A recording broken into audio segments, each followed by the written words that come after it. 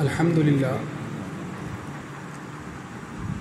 للہ رب العالمین والعاقبۃ للمتقین والصلاة والسلام علی نبیہ الکریم اما بعد فاعوذ باللہ من الشیطان الرجیم بسم اللہ الرحمن الرحیم ان ابراہیم کان امۃ قانتا للہ حنیفا ولم یک من وقال فی مقام آخر واتخذ اللہ ابراہیم خلیلا وقال فی مقام آخر ما كان ابراہیم یہودیا ولا نصرانیا ولكن كان حنیفا مسلما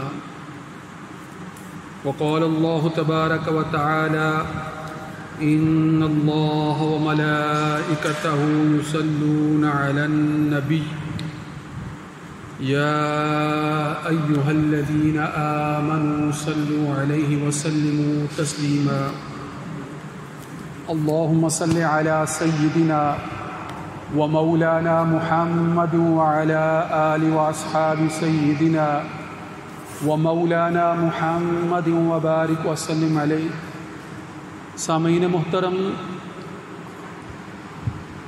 سابقہ گفتگو میں نے یہ بات کی تھی کہ حضرت ابراہیم علیہ السلام اللہ کے وہ برگزیدہ پیغمبر ہیں جن کو اللہ رب العزت نے خاص القابات سے وہ نوازا ہے، خاص انعامات سے نوازا ہے، اور یہ بات قرآن مجید کے اندر جو آپ کی شان میں مختلف القابات کا ذکر کیا گیا ہے اس سے بھی ظاہر ہوتی ہے۔ اللہ رب العزت نے آپ کو قرآن مجید میں جہاں خلیل کے لقب سے مخاطب فرمایا ہے، وہیں آپ کو مسلم بھی کہا ہے، وہیں آپ کو حنیف بھی کہا ہے، اور اسی طرح بے پناہ فضائل کا ذکر وہ قرآن کی مختلف بعض لکھنے والوں نے لکھا ہے کہ قرآن مجید کی تقریباً 25 مختلف صورتوں میں، قرآن مجید کی مختلف 25 صورتوں میں تقریباً 63 مقامات پر تفصیل کے ساتھ اور کہیں پر اختصار کے ساتھ حضرت ابراہیم علیہ السلام سے متعلق واقعات کا اور آپ کی تعلیمات کا اور آپ کے جو اوصاف اور فضائل ہیں ان کا ذکر ملتا ہے۔ قرآن مجید کی ایک پوری سورہ آپ کے نام سے منسوب ہے، سورہ ابراہیم آپ کے نام سے منسوب ہے، اور جہاں آپ کے تفصیلی واقعات کا ذکر ہے ان میں سورہ بقرہ کے بعد سورہ انعام، پھر اسی طرح سورہ ہود، سورہ عنکبوت، یہ ساری صورتیں سورہ ابراہیم، ان میں تفصیل سے وہ واقعات ملتے ہیں جن کا تذکرہ حضرت ابراہیم علیہ السلام کی جہاں پر آپ سے منسوب واقعات کا ذکر ملتا ہے ان میں ایک بڑا جو ماخذ سمجھا جاتا ہے، تاریخی اور الہامی ماخذ دونوں اعتبار سے اس کا ذکر کیا جاتا ہے، وہ بائبل ہے، کتاب مقدس، یعنی تورات، زبور، انجیل اور ان سے منسلک بہت سی روایات، اور پھر ان کے تحت بیان کی جانے والی بہت سی تفصیلات جو یہودی روایت کا حصہ ہیں، جن کو تالمود کہا جاتا ہے، ان سب میں حضرت ابراہیم علیہ السلام کے واقعات ملتے ہیں۔ وہ واقعات جو سابقہ کتب سے ملتے ہیں یا اسرائیلی روایات سے ملتے ہیں، بنی اسرائیلی روایات سے ملتے ہیں، وہ سارے کے سارے واقعات اسرائیلی روایات سے جن کا تعلق ہے ان کی بھی اپنی ایک اہمیت ہے، تاریخی اعتبار سے بھی، اور بالخصوص جو عہد نامہ قدیم ہے، بائبل کا جو پہلا حصہ ہے عہد نامہ قدیم جسے کہتے ہیں، جس کی پہلی 5 کتابیں تورات موسوی کہلاتی ہیں، جس کی پہلی 5 کتابیں تورات موسوی کہلاتی ہیں، ان میں جو پہلی کتاب ہے کتاب پیدائش، اس کے باب 11 سے لے کر 25 تک تفصیل سے حضرت ابراہیم علیہ السلام کا واقعہ جو ہے وہ ملتا ہے۔ مگر یہ بات یاد رکھنی چاہیے کہ جو سابقہ کتب کے واقعات ہیں ان پر منوعاً یقین نہیں کیا جا سکتا، ان پر منوعاً یقین، سابقہ کتب کے اندر واقعات تفصیل سے بیان ہوئے ہیں، ان کا ذکر جو ہے وہ ہم پڑھتے ہیں، دنیا کی ساری زبانوں میں ترجمہ کر کے جو ہے وہ ان کو بیان کیا جا رہا ہوتا ہے، مگر یہ یاد رکھنا کہ چونکہ وہ محفوظ کتابیں نہیں ہیں ان پر یقین نہیں کیا۔ عہد نامہ قدیم کے اندر یا بالخصوص کتاب پیدائش کے اندر ملیں گے، جو تورات کی پہلی کتاب جو ہے وہ سمجھی جاتی ہے، وہ واقعات اپنی جگہ پر الہامی نسبت ضرور رکھتے ہیں اور تاریخی حیثیت بھی ان کی اپنی جگہ پر مسلم ہے، مگر ان پر منوعاً یقین نہیں کیا جا سکتا، ان پر جو ہے وہ اس طرح سے یقین کر کے نہیں ان کو مانا جا سکتا جس طرح قرآن کی آیات پر ہمیں یقین کامل ہے، اس طرح سے ان کو نہیں مانا جا سکتا، کیونکہ وہ اپنی اصل شکل میں آج محفوظ نہیں ہے۔ مگر اس کے باوجود یہ بات بھی اپنی جگہ پر ہے کہ وہاں پر واقعات تو ملتے ہیں، روایات تو موجود ہیں، سینہ بسینہ جو ہے وہ پہنچنے والی روایات تو موجود ہیں، واقعات تو موجود ہیں، لہٰذا تاریخی حیثیت سے اور کسی قدر الہامی نسبت سے جو ہے وہ ان کی اہمیت سے بھی انکار نہیں کیا جا سکتا، مانا بھی نہیں جا سکتا، کامل طور پر مانا بھی نہیں جا سکتا۔ یا محققین یا علماء دین جو ہیں وہ کچھ اصول بیان کرتے ہیں کہ ہم ان واقعات کو اگر وہاں سے پڑھیں تو کس طرح سے وہ ہمارے لیے مفید ہو سکتے ہیں، اس تفصیل کو بھی ذہن میں رکھنا چاہیے، اس تفصیل کو بھی۔ جہاں میں حضرت ابراہیم علیہ السلام کے فضائل کا ذکر کروں گا، ضمنی طور پر تھوڑی سی مختصر اس تفصیل کا یا اس اصولی حیثیت کا ذکر ضرور کرنا چاہتا ہوں تاکہ آپ کے ذہن میں رہے بات کہ آپ نے جب سابقہ انبیاء سے متعلق بہت سے واقعات پڑھنے ہیں، حضرت ابراہیم علیہ السلام سے لے کر جو ہے وہ حضرت عیسیٰ علیہ السلام تک جو بہت سے تاریخی واقعات سابقہ اسرائیلی روایات سے پڑھتے ہیں، تو آپ نے کن احتیاطوں کو مد نظر رکھنا ہے، یہ بات اصولی طور پر آپ نے سمجھنی ہے۔ وہ اصول کیا ہے کہ ہمارے پاس حق کو پرکھنے کا معیار جو ہے وہ قرآن و سنت ہے، حق کو پرکھنے کا جو معیار ہے وہ قرآن و سنت ہے، جو چیز ہے اس کو رد کر دیا جائے گا۔ یہ اصولی بات آپ نے ذہن میں رکھنی ہے کہ اس وقت اگر اللہ کا کلام محفوظ شکل میں ہمارے پاس موجود ہے تو وہ قرآن مجید ہے، اور قرآن مجید کی تفہیم کے لیے، قرآن کی تفسیر کے لیے آپ صلی اللہ علیہ وآلہ وسلم کی سیرت، آپ کا اسوہ حسنہ، آپ کے اقوال، آپ کی احادیث ہی جو ہے وہ دوسرا ذریعہ ہو سکتی ہے جس سے قرآن کی وضاحت ہوتی ہے۔ تو قرآن و سنت کے علاوہ ہمارے پاس اور کوئی ذریعہ نہیں ہے، قرآن و سنت کے علاوہ جو ہے وہ ہمارے پاس بنیادی جو حقیقی ذرائع ہیں ان کی میں بات کر رہا ہوں۔ اب قرآن کی بات، اس کے اندر شک اور شبہ نہیں ہو سکتا، وہ حقیقی بات ہے، وہ پکی اور سچی اور ایسی بات ہے کہ جس پر ایمان جو ہے وہ لا کر ہی ہم سے پہلے بھی اللہ کے کلام نازل ہوئے ہیں مگر وہ ہمارے پاس محفوظ شکل میں موجود نہیں ہیں، لہٰذا جیسا ایمان ہم قرآن کی آیات پر لاتے ہیں یا لا سکتے ہیں کسی اور پر نہیں لا سکتے۔ اگر سابقہ کتابوں کو ہم مانتے ہیں تو قرآن ہی کی وجہ سے مانتے ہیں کہ قرآن نے ان کے نازل ہونے سے، ان کے نازل ہونے کے متعلق جو ہے وہ ہمیں آگاہ کیا ہے، قرآن ہی ان کا تذکرہ کرتا ہے، تورات کا ذکر بھی کرتا ہے، زبور کا بھی ذکر فرماتا ہے، انجیل کا بھی ذکر جو ہے وہ قرآن میں ہمیں ملتا ہے۔ تو ان کتابوں کو ہم اگر مانتے ہیں کہ وہ اللہ کی سچی کتابیں ہیں تو اسی لیے مانتے ہیں کہ قرآن ان کی تصدیق کرتا ہے کہ وہ اللہ کی سچی کتابیں ہیں۔ یہ بنیادی اصولی بات۔ لہٰذا جب ہم یہ بھی جانتے ہیں کہ قرآن کے علاوہ سابقہ کتب محفوظ نہیں ہیں اور اسرائیلی روایات جو دیگر ذرائع سے ہیں وہ تو پھر ان سے بھی کم تر درجے کی ہیں، تو لہٰذا قرآن کو کسوٹی بنایا جائے گا، قرار دیتے ہوئے جائزہ لیا جائے گا کہ سابقہ کتب میں جو باتیں بیان کی گئی ہیں وہ درست ہیں کہ نہیں ہیں، جائزہ اس بنیاد پر لیا جائے گا۔ اب دیکھا جائے گا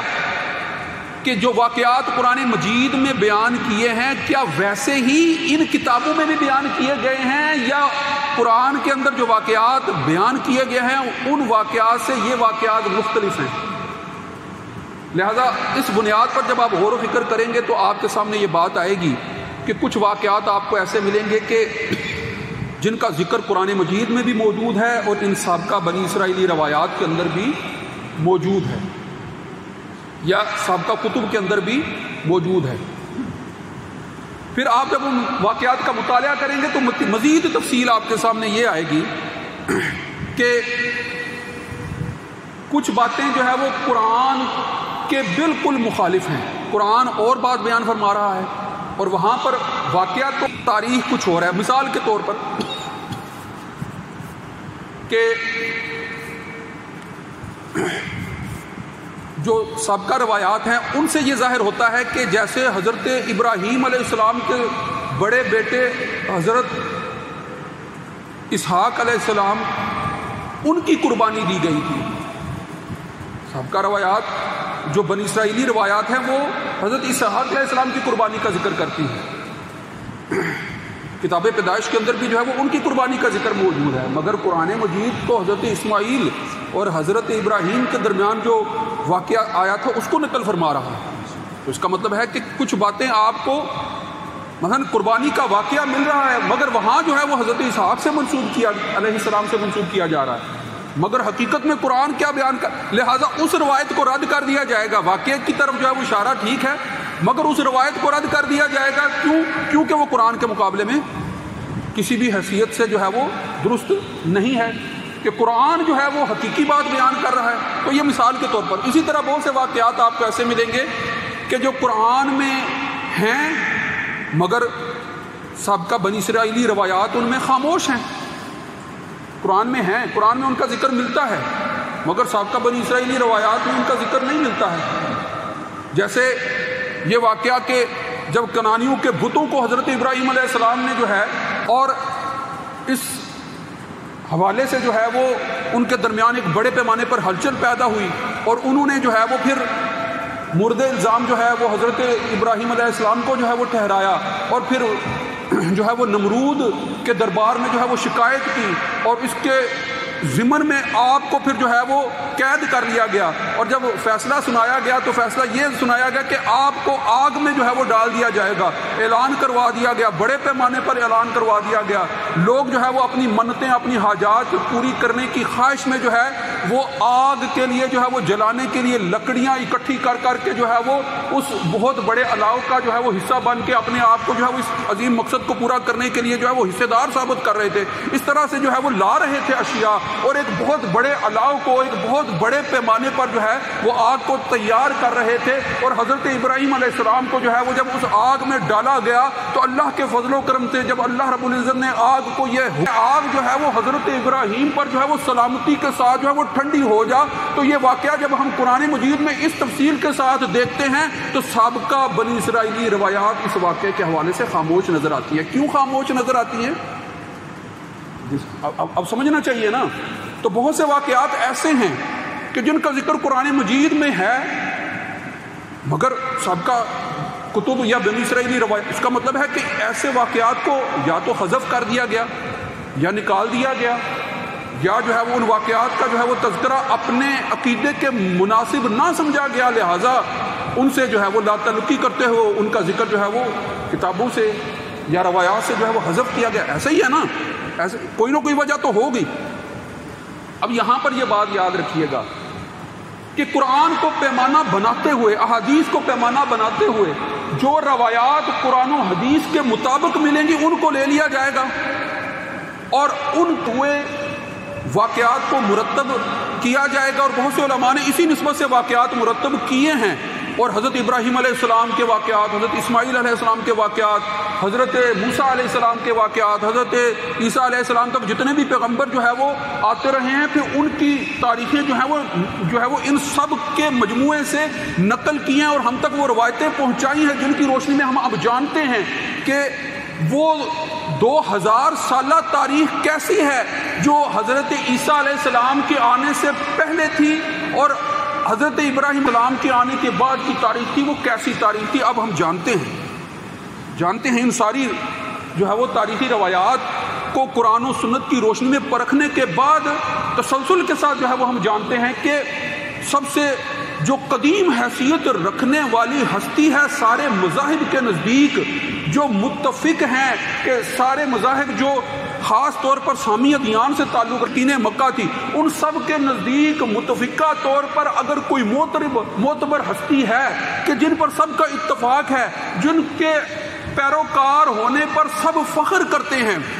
وہ چاہے جو ہے وہ یہود ہو، چاہے وہ نصارہ ہو، چاہے وہ مشرکین مکہ ہو، یہ سب کے سب جو ہے وہ اپنے آپ کو ملت ابراہیمی ہونے کی حیثیت سے جو ہے وہ ان کا پیروکار بیان کرتے تھے، ان کا پیروکار ہونے کی حیثیت سے یہ سب جو ہے وہ آپ کی ذات پر، آپ کی ہستی پر متفق تھے، اس لیے آپ کو ابو الانبیاء ہونے کی حیثیت سے بھی جو ہے وہ جانتے تھے، اور تمام مذاہب میں جو ہے وہ مرکزی حیثیت آپ کی ہونے کی وجہ سے بھی جو ہے وہ آپ کو جانتے تھے۔ لہٰذا یہ جو آپ یعنی حضرت ابراہیم علیہ السلام کی ذات پاک ہے وہ سب کے لیے بنیاد کی حیثیت رکھتی ہے، ابو الانبیاء ہونے کی حیثیت سے، امام الانبیاء ہونے کی حیثیت سے بھی ایک اعتبار سے سب کے لیے مرکز کی حیثیت رکھتی ہے۔ اب جب آپ یہ نقطہ ذہن میں رکھیں تو پھر آپ کو آگے میری بڑی باتیں جو میں ابھی بھی کروں گا اور بعد میں بھی آئندہ گفتگو میں بھی کروں گا وہ بھی سمجھ آئیں گی کہ ایک نقطہ جو میں نے آپ کے سامنے رکھا کہ آپ نے سابقہ روایات کو قرآن و سنت کی روشنی میں پرکھنا ہے، سابقہ روایات کو قرآن و سنت کی روشنی میں پرکھنا ہے، اور پھر دوسرا یہ کہ اس پوری تاریخ کا جائزہ لینا ہے کہ جس کا آغاز جو ہے وہ حضرت ابراہیم علیہ السلام سے ہوتا ہے، اور یہ 2000 سالہ تاریخ ہے، یہ ذہن میں رکھیے گا، 2000 سالہ یعنی 20